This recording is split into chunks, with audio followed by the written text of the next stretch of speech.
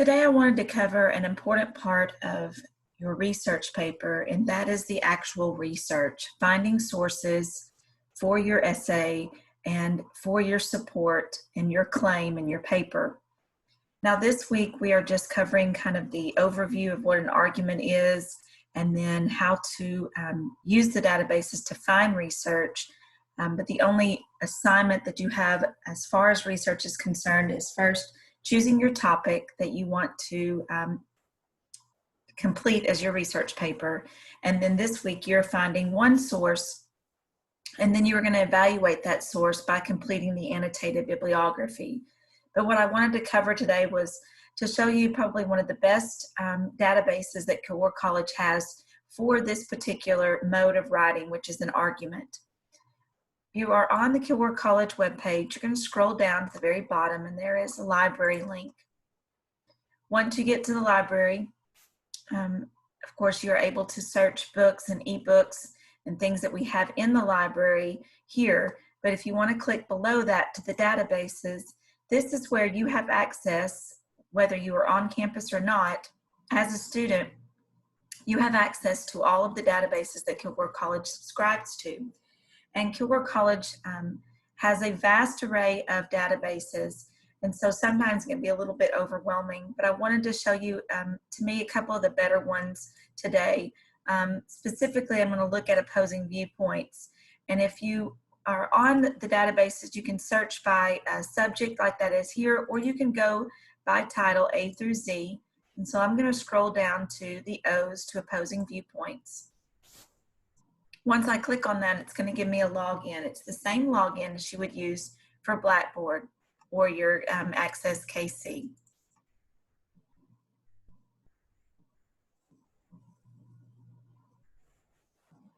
Once you have logged on to opposing viewpoints, there are different ways that you can search for particular issues.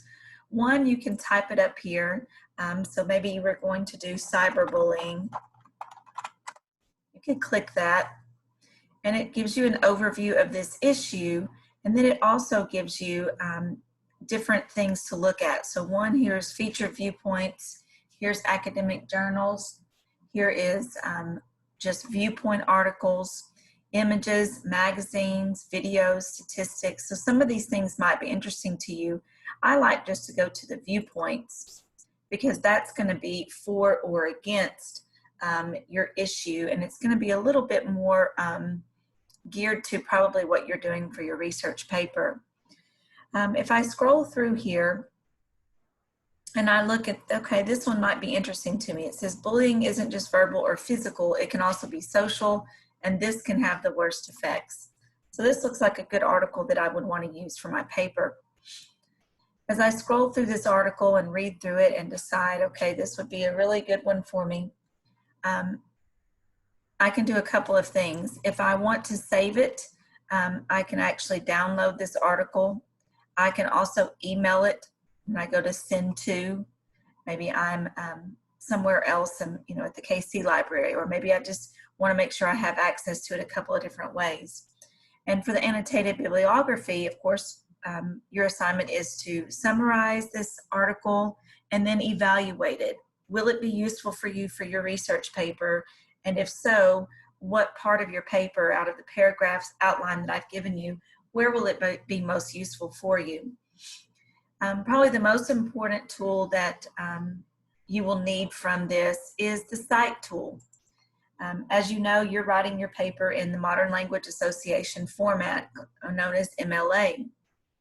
And part of your MLA requirements is that you give your sources credit. One place is in parenthetical documentation that we'll be talking about next week. The other place is the works cited page where you list all of your sources. And a part of your assignment this week in the annotated bibliography is that you have to include the works cited entry for this article. And of course, you can use your handbook and you can find how to cite a database article, and it gives you all the different steps to do that. But what's nice about the database tool is that it does it for you. It's kind of what I call a cheat method. So here it is. It's got the author, the article title, the original source, the database, the link. and the access date and the date that it was first published. So all you will have to do is to copy that. Now you'll notice that here it is single spaced, and MLA requires double spacing. So if you'll look at your sample annotated bibliography, you will see that it would be double spaced. You also notice that you have what we call a hanging indent, where the second and subsequent lines are indented, and it does that for you. Make sure when you copy and paste this to your Word document or to your Google Doc document that it does keep the italics that need to be. It does do the indentation, and again, you probably are going to have to set it to double space. But the structure of it, the order of it, the punctuation is all done correctly for you here. So the databases is a really nice tool for you that they've already done the works cited entry for you.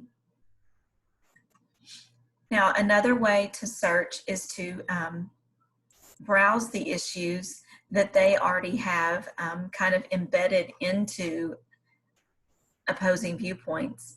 And you'll see that there is a vast array of issues. Now, I gave you some issues to choose from. One of them was whether or not the minimum wage should be raised, and you'll see that that issue is listed here. But you may want to narrow your search down and do it up here. So that is opposing viewpoints.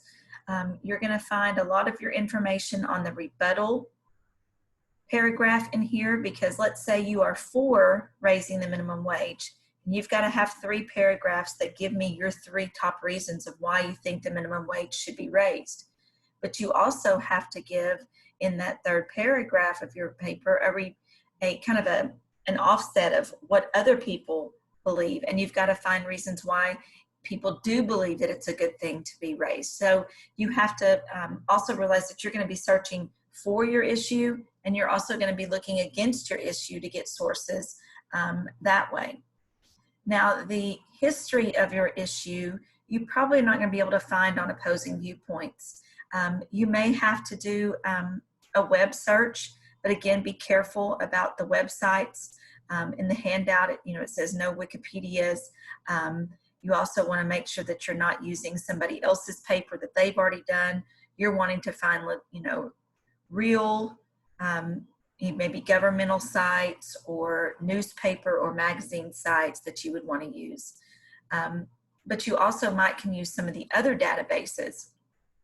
And one of the other really good databases for this particular type of research paper is the one called Academic Search Complete. And it's one of the first ones listed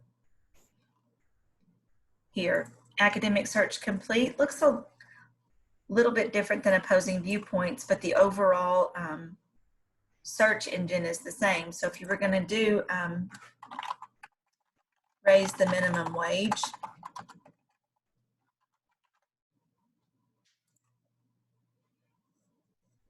you would see that there are 656 articles here. You want to limit it to full text.